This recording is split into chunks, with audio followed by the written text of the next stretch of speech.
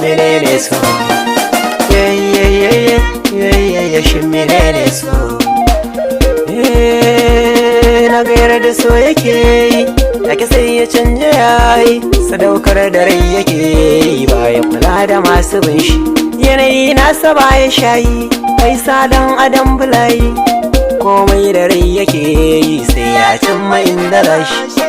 Mai da mai kudi maroki, mai tsaron koya daura walki, mai jefa mai fushi a shauki. Yanayin so me ya kunshi da masu kudi da masu kaki, talaka gami da masu mulki, da silar so muke ta doki, baba inda kai mawaki. Da saurayi na dosa akan so don budar lawansa, yayi fice a martabar sa, so bai san da ka'ida, bai duban kyau bare rashin sa, kudi mulki ko akasinsa, zai tarwasa ko miye ya dosa, so bai san da kaddara.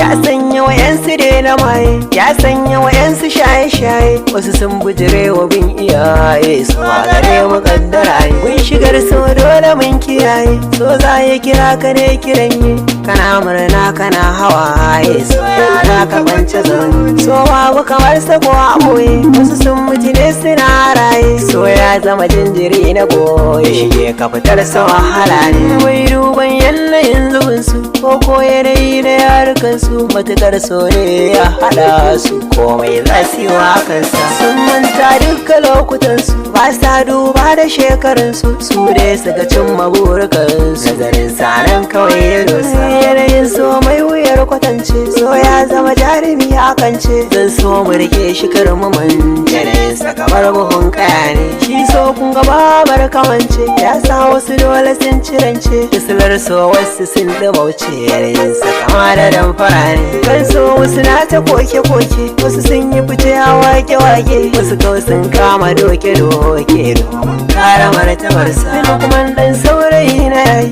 so ya taɓon babiyar da zan yi, ya sa ne na ta yin bulaye, DSD zan faɗi a kansa.